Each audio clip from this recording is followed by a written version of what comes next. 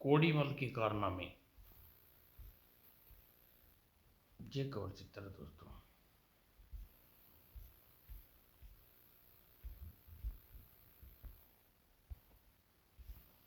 यमराज का दरबार लगा हुआ था। यमराज नित्य की भांति अपने सिंहासन पर आसीन थे। दरबार के सभी कार्य निपटाने के पश्चात उन्होंने अपने दूत से पूछा, दूत, पृथ्वीलोक पर आने आज कितने प्राणी की मृत्यु हुई? महाराज, पृथ्वीलोक पर आज 5 मृत्यु मनुष्य की, एक हाथी की मृत्यु हुई है। इन सब की आत्माएं को कैद किए हुए आपका विशेष दूत दरबार के बाहर आपके आदेश की प्रतीक्षा में खड़ा है। तो जाकर उस दूत को दरबार में उपस्थित होने का हमारा आदेश सुनाओ। जो गया महाराज, कहकर दूत यमराज को प्रणाम करके दरबार से चला गया। कुछ देर बाद यमराज का दूत 6 आत्माओं के साथ यमराज के सामने उपस्थित था।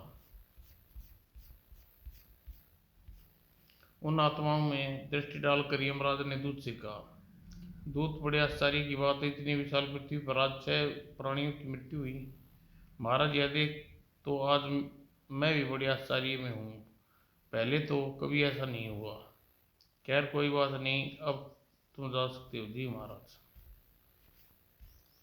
दूत के जाने के पश्चात यमराज 6 आत्माओं से पूछा, अब तुम सब कर्म से यह बताओ कि तुम्हारी सबकी मृत्यु किस प्रकार हुई? यमराज की बात सुनकर यह आत्मा सबसे आगे खड़े बूढ़ा की आत्मा ने कहा, महाराज, मेरा नाम दीनानाथ पंडित है। आज प्रातः जब मैं गंगा स्नान करने के लिए जल में उतरा तो गहरे जल में जाने के कारण मैं गंगा में डूब गया और मेरी मृत्यु हो गई। ओह, पवित्र गंगा में डूबकर मृत्यु प्राप्त हुई है, इसलिए तुम्हारे लिए स्वर्ग का रास्ता खुला है। इस प्रकार एक करके यमराज ने 4 मनुष्यों से आत्माओं से उनकी मृत्यु के विषय में पूछताछ करके अपना निर्णय सुनाया। पश्चात हाथी का आत्मा से पूछा, तुम बताओ हाथी, तुम्हारी मृत्यु कैसे हुई? महाराज, मैं वन में अपने साथियों के साथ झुंड में आपस में आराम पूर्वक रह रहा था। आज जंगल में शिकार पर निकले शिकारियों ने मुझे निशाना बनाकर मार दिया गिराया। क्या कह रही हो तुम? इतना विशाल होते हुए भी तुम उस एक अदना से शिकारी के हाथों मारे गए? मैं सच कह रहा हूँ महाराज, हमें तुम्हारी बात पर विश्वास नहीं हो रहा थी। महाराज, मनुष्य नाम का प्राणी बहुत चतुर और चालाक बुद्धिमान होता है। वह चाहे तो अपनी चतुराई से बुद्धि के बल पर अच्छे अच्छे को नाकुचने चबा सकता है। महाराज, हाथी ठीक कह रहा है। मनुष्य नाम का प्राणी बहुत चतुर व बुद्धिमान होता है। यदि वह चतुर व बुद्धिमान होने के साथ साथ चालाक और दुष्ट भी है हो तो वह विद्वान व्यक्ति को भी मजा कर सकता है।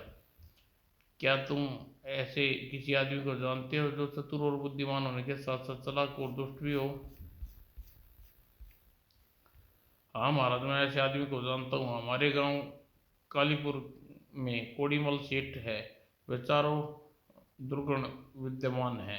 वह चतुराई और चालाकी के बल पर बहुतों को नागोचने चबा चुका है। वह व्यक्ति एक बार उसे बिछाए जाल में फंस जाता है तो उसका जाल से निकलना मुश्किल हो जाता है। अच्छा कोड़ीमल सेठ, ऐसा विचित्र मनुष्य है? हाँ महाराज। दीनानाथ पंडित, आपने कथन की सच्चाई में क्या तुम ऐसे प्रमाण हमारे सम्मुख पेश कर सकते हो जिससे हमें यकीन, आपकी बात पर यकीन हो जाए? क्यों नहीं महाराज, ऐसे एक नहीं सैकड़ों सबूत पेश कर सकता हूँ। तुम अब तब तुम हमें कोड़ीमल की चतुराई और दीवाने की एक किस्सा सुनाओ। तो सुनिए महाराज, कोड़ीमल सेठ ब्याज पर गरीबों को ऋण देता है और ब्याज पर दिए धन के कारण ही वह गरीबों का खूब खून चूसता है। पैसे पैसे दांतों में दबा कर रखता है। गांव के लोग तो दूर, उसकी आदतों से अब उनके घर के भी परेशान रहते हैं। यह बात हमारे गांव में ऐसे ही निवासी करीम खान की है। जहां बैरत खान नाम का उसका रिश्तेदार दूसरे राज्य से आया। कोड़ीमल की तरह वह भी अपने आप को चतुर व बुद्धिमान समझता था। एक शाम जब बैरन खान कबीर खान के गांव में चौपाट पर अन्य गांव वालों के साथ बैठा था, तब गांव वालों ने से बोला, इस गांव में कोई आदमी यदि मेरे प्रश्नों का उत्तर दे तो मैं उसे चेला बन जाऊंगा। बैरम सिंह की बात सुनकर सब गांव वाले एक दूसरे का मुंह देखने लगे। वहीं कोड़ीमल सेठ भी बैठा था। बैरम खान की बात सुनकर वह ताव आ गया। इस बैरम खान की यह मजाल हमारे गांव वालों को इस प्रकार चुनौती दे, मैं इसके प्रश्नों का जवाब दूंगा। यह सोचकर उसने बैरम खान से कहा, बैरम खान, तुम्हारे प्रश्नों के उत्तर दूंगा, बताओ तुम्हारे प्रश्न क्या है।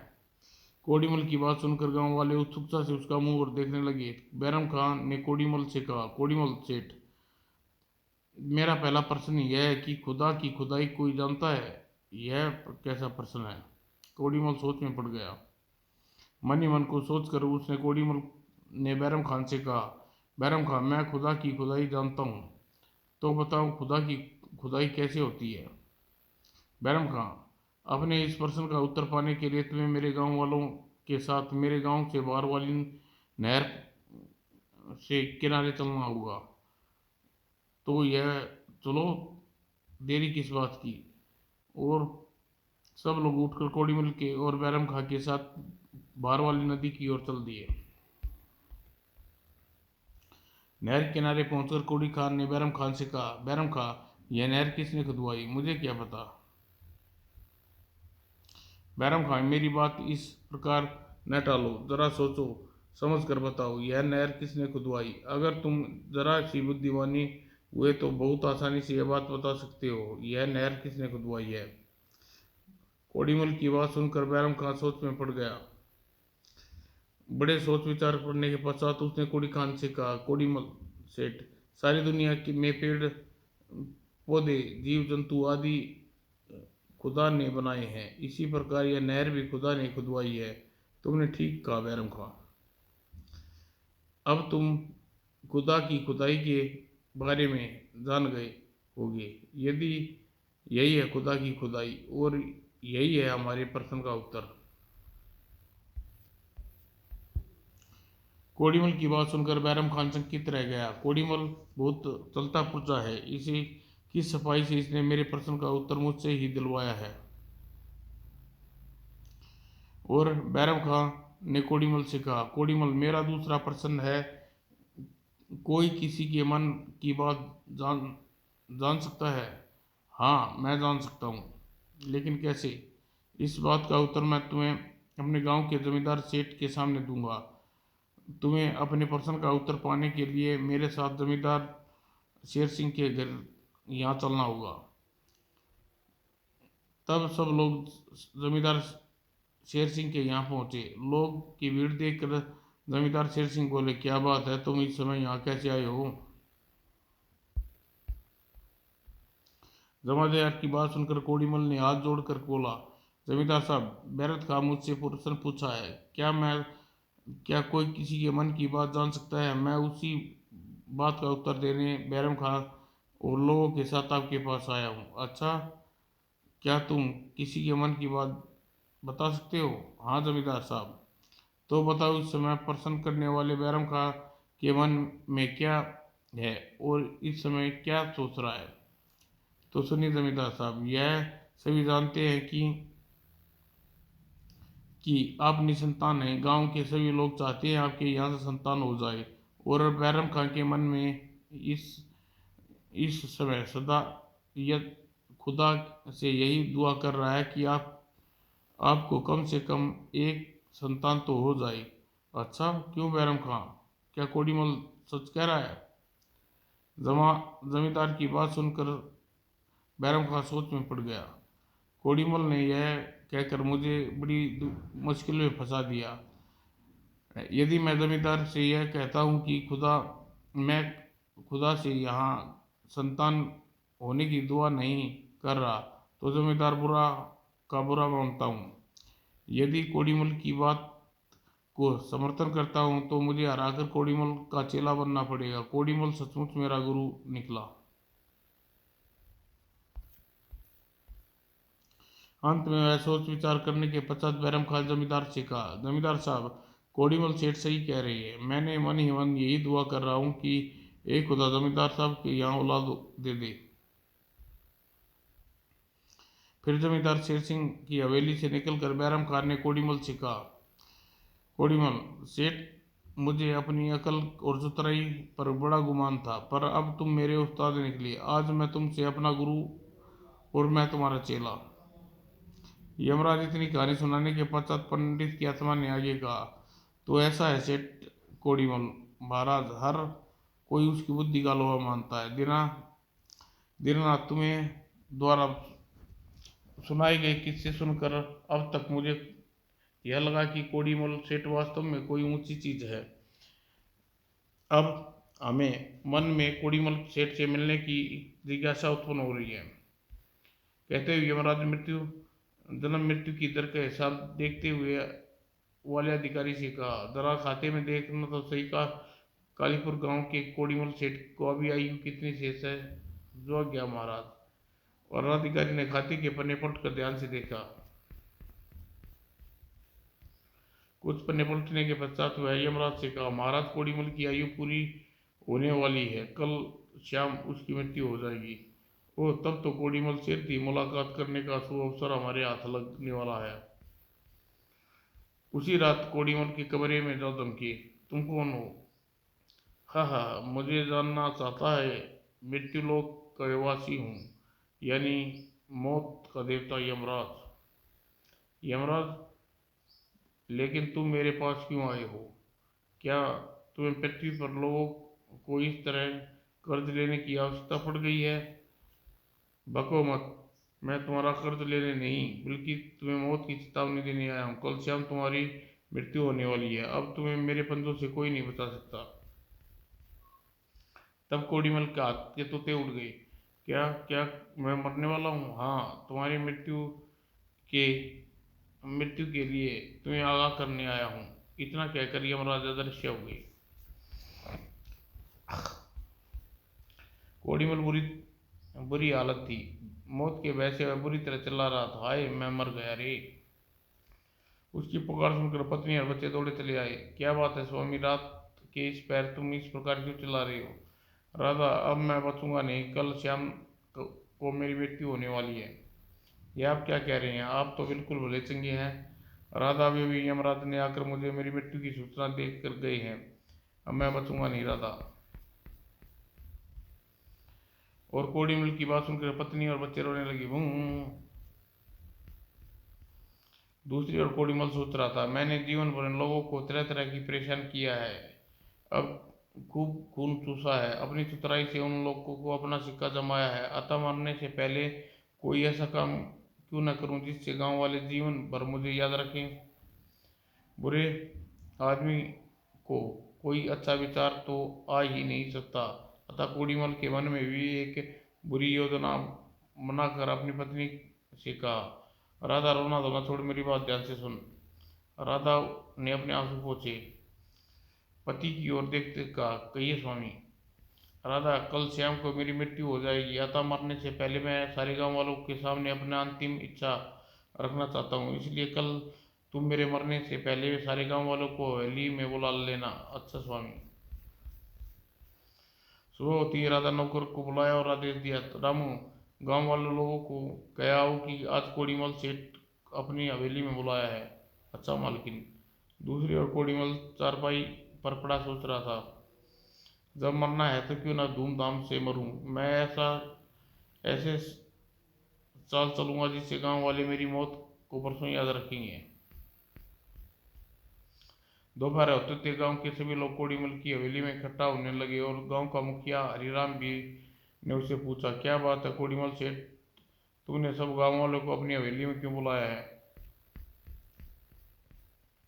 मुखिया का कथन सुनते ही कोड़ीमल फक फक रो पड़ा। अरे तुम रोने लगे कोड़ीमल? मुखिया उसे चुप कराया, उससे रोने का कारण पूछा। तब कोड़ीमल ने उससे कहा, मुखिया, आज मैं मरने वाला हूँ। आज पता नहीं मेरा मौत किस पल मेरी मौत हो जाए। तो क्या कह रही हो कोड़ीमल, तुम तो भले चंगे हो। कोड़ीमल ने यमराज से मुलाकात के बारे में मुखिया को बताते के पश्चात आगे कहा, मुखिया, मैंने आज तक गांव के सभी लोगों को दुख दिया है, जरूरत से ज़्यादा ब्याज लेकर मैंने गरीबों का खून चूसा है। मरने से पहले मैं प्रायश्चित करना चाहता हूँ। क्या तुम्हारे कहने का मतलब क्या है कोड़ीमल? मुखिया जी, मैं आपसे प्रार्थना करता हूँ मेरे मरने के बाद आप गांव वालों को मेरी एक अंतिम इच्छा पूरी कर दो। तुम्हारी अंतिम इच्छा क्या है? मेरी अंतिम इच्छा यह है कि मैं मर जाऊं तो मेरे शव को गांव वाले रस्सी से बांध कर पेड़ पर टांग देना, जिसे देखकर सारा गांव यह कहे कि यह आदमी जिंदगी भर गरीबों का खून चूसता रहा, इससे जिंदगी में कोई भला काम नहीं किया, इसलिए मरने के बाद मेरे शव की यह गति हुई है। यह तुम क्या कह रहे हो कोड़ीमल सेठ? बेशक गरीबों के साथ तुमने कभी अच्छा सलूक नहीं किया, पर हम तुम्हारे साथ ऐसा कैसे कर सकते हैं? मुखिया जी, ऐसा न कहो। अगर आप ऐसा नहीं करोगे तो मेरी आत्मा भूत बनकर गांव वालों में भटकती रहेगी और भूत बनकर लोगों को परेशान करती रहूंगा। मेरी आत्मा कभी शांत नहीं मिलेगी। तुम लोग को मृत्यु दंड देगी। तुम लोगों को दंड देगी। इससे दुनिया की नसीहत मिलेगी कि किसी की आत्मा को कष्ट नहीं पहुंचाएगा। ठीक है कोड़ी, जब तुम्हारी इच्छा यही है तो हम लोग तुम्हारी इच्छा का अवश्य पूरी करेंगे। कहकर मुखिया गांव वालों के साथ वापस चला गए। श्याम होती ही यमराज कोड़ीमल की चारपाई के पास आ धमकी, कोड़ीमल मैं आ गया, चलो हमारे साथ चलो, तैयार हो जाओ। जो आज्ञा यमराज जी, मैं चलता हूँ, पूरी तरह तैयार हूँ, बस मुझे कुछ समय की मोहलत दो, मैं कुछ लिखना चाहता हूँ। ठीक है, तुमने जो लिखना है जल्दी लिख लो। कोड़ीमल ने जल्दी एक कागज पर कुछ लिखा। ये लिखने के पश्चात कागज उसे जेब में रखा और तत्पश्चात कोड़ीमल का शरीर प्राण त्याग हो गया, निष्प्राण हो गया और वह चारपाई पर गिर पड़ा। कोड़ीमल की आत्मा कोड़ीमल के शव के वस्त्रों की जेब से कागज निकाला और उसे अपने पास रख लिया। फिर कोड़ीमल की आत्मा यमराज से बोली, चलो यमराज जी, अब आप मुझे अपने साथ ले चलो।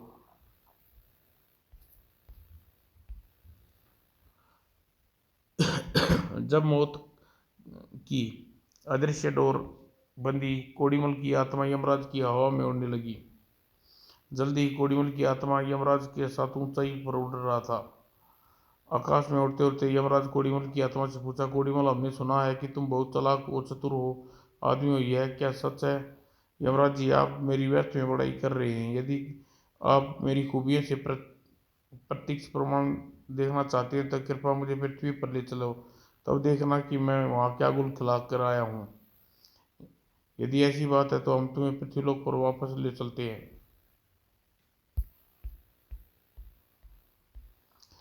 यमराज जी कोड़ीमल की आत्मा के साथ पृथ्वीलोक पर वापस चल पड़े। फिर कोड़ीमल की हवेली में के आंगन में पहुंच कर देखा, भू स्वामी, तुम मुझे सचमुच छोड़कर चले गए। रोती रोती राधा गांव की स्त्रियों को सांत्वना देते हुए कहा, राधा, जो होना था हो गया, अब सब्र से काम लो, चुप हो जाओ।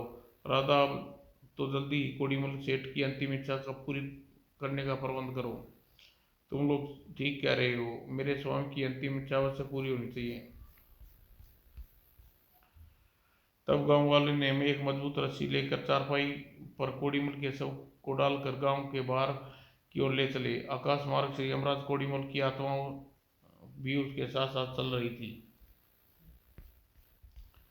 गांव के बाहर जाकर बरगद के पेड़ पर कोड़ीमल का शव उसकी अंतिम इच्छानुसार रस्सी से लटका दिया गया। यह क्या गोरख धंधा है कोड़ीमल? यमराज जी, देखते जाओ, मरने से पहले मैं गांव वालों को अपनी चाल में फंसाया हूँ। कहकर कोड़ीमल ने यमराज को अपनी योजना के बारे में बताया। उसकी बात सुनकर यमराज चौंक पड़ी। ओह कोड़ीमल, तुम तो वास्तव में बड़ी चलते पुर्जे हो। भोले भाले गांव वालों को तुम मरते मरते भी धोखा देने से बाज नहीं आए। हाँ, हाँ यमराज जी, इसी चतुराई की वजह से मैं कंगाल से धन्ना सेठ बना। अपने जन्मजात आदत से भला कैसे छोड़ सकता था। उधर गांव वाले कोड़ीमल के शव को पेड़ पर लटका कर अपने अपने घर चले गए। राह से गुजरते आदमी वाले पूछते, क्यों भाई, यह सब किसका है? पेड़ पर क्यों लटका हुआ है? कुछ मत पूछो भाई, यह कोड़ीमल सेठ का शव है। जीवन भर लोगों को तरह तरह से परेशान किया, मरने से पहले गांव वालों से कह गया था कि इसके शव को पेड़ पर लटका दिया जाए, ताकि पता नहीं मरने से पहले इसने ऐसी विचित्र इच्छा क्यों जाहिर की। यह बात एक दूसरे से होती हुई थानेदार बजरंगी के कानों में पहुंची। उसने सोचा, कहीं ऐसा तो नहीं कि कोड़ीमल सेठ गरीबों को तंग करता हो और गांव वालों ने मिलकर उसे गले में फांसी का फंदा डालकर उसे जिंदा ही फांसी पर लटका दिया हो। मुझे इस बात की खोजबीन करनी चाहिए। सबसे पहले मुझे मौके पर जाकर कोड़ीमल की लाश का निरीक्षण किया। लाश की जीभ और आंख वगैरह बाहर नहीं निकली। लेकिन फिर भी इसे बहाने गांव वालों से रुपया ऐंठ सकता हूँ, यह बहुत अच्छा अवसर है। तथा थानेदार बजरंगी के निर्देश अनुसार गांव के चारों ओर पुलिस तैनात कर दी और सारे गांव वालों को बेड़ियों में डालकर थाने में लाया गया। बैठ बैठे बैठाए यह क्या मुसीबत पड़ गई। थाने में बजरंगी ने सारे गांव वालों को खूब कुटाई की। बताओ, कोड़ीमल को फांसी पर किसने लटकाया? हजूर, फांसी पर तो उसकी अंतिम इच्छा अनुसार ही लटकाया गया है। वह मरने से पहले कह गया था कि उसके शव को रस्सी पर पेट पर लटकाया गया था। कुछ भी हो, तुम लोग संगीन जुर्म किया है। यदि तुम यह बचाना चाहते हो तो 5,000 रुपये चुपचाप मेरे को दे दो, वरना एक एक को काल गाठड़ी में डाल दूंगा। यह तो हम गरीबों पर जुल्म है थानेदार साहब।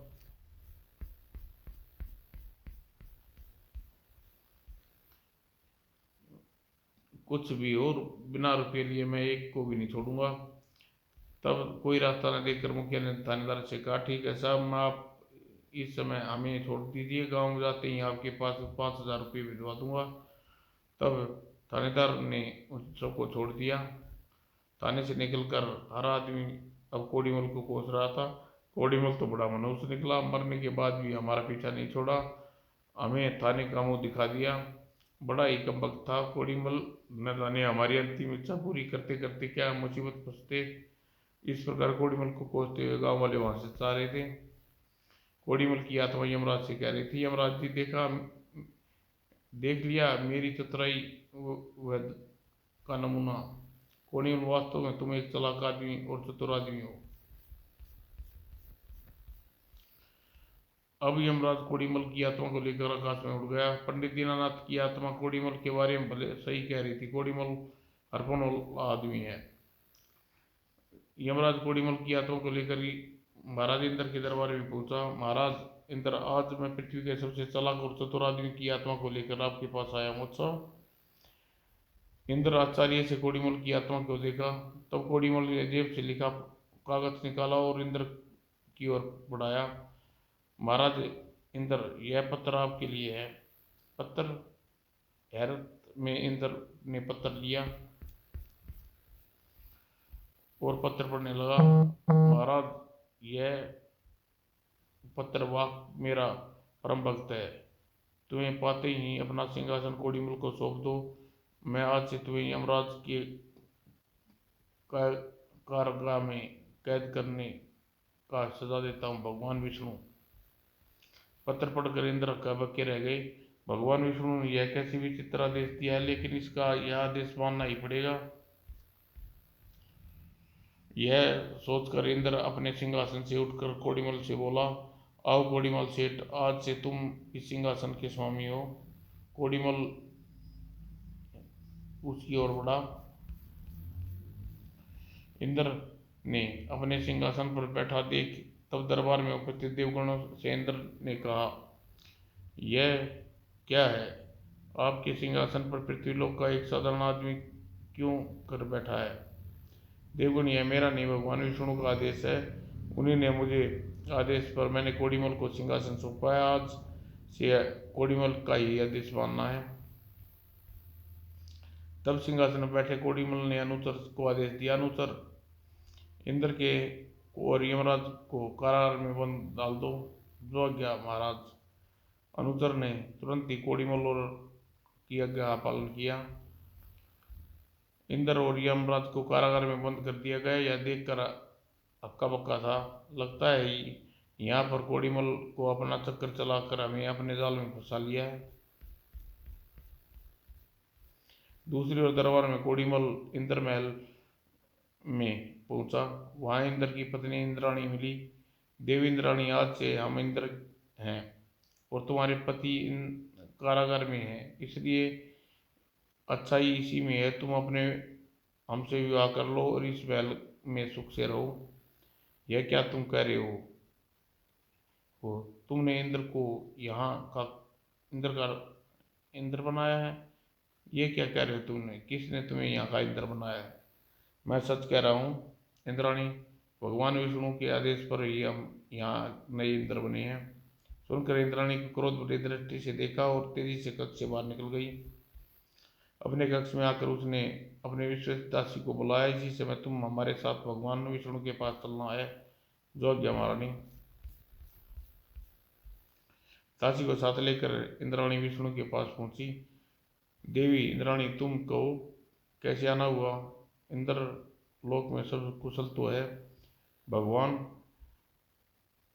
भगवान महाराज इंद्र और यमराज को कैद में डालकर आप यहाँ कुशलता का समाचार मुझसे पूछ रही हैं?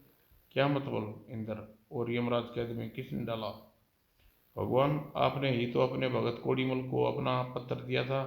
अपने पत्र में इंद्र और उसका सिंहासन सौंपने पर इंद्र व यमराज को कारागार में डालने का आदेश आपने ही तो दिए थे। यह सुनकर भगवान विष्णु चौंके। देवी इंद्राणी, लगता है किसी ने इंद्र और यमराज के विरुद्ध कोई गहरा षड्यंत्र रचा है। हम अभी तुम्हारे साथ इंद्र लोग चलते हैं। चलिए भगवान, चलकर इंद्र और यमराज को कारागार से मुक्त कराइए। विष्णु के साथ लेकर इंद्राणी इंद्रलोक पहुंची और इंद्र के सिंहासन पर बैठे कोड़ी मल से विष्णु ने पूछा, कौन हो तुम? भगवान, आपके दर्शन पाकर मैं धन्य हो गया। यह चापचूली सी बातें छोड़ो, जल्दी बताओ तुम कौन हो? यह सब क्या जाल फैला रखा है? भगवान, मैं आपकी आदत से लाचार था। पृथ्वी पर जब मैं टकराया तो लोगों को अपने जाल में फंसाता रहा। यहाँ से जाने के पर मेरा दिमाग चैन नहीं मिल रहा। मैंने पृथ्वी पर प्रस्थान करने से पहले अपना जाल फैला चुका था। क्या मतलब? तुम जो कुछ कहना है विस्तार से बताओ। तो सुनिए भगवान, जब यमराज मेरे प्राण लेने पृथ्वी पर आए तो मेरी मरने से पहले मैंने एक पत्र इंद्र के नाम लिखा। पत्र में नीचे आपका सुदर्शन चक्र बनाया, आपका नाम लिख दिया। यहाँ आकर वही पत्र मैंने इंद्र को दिया था।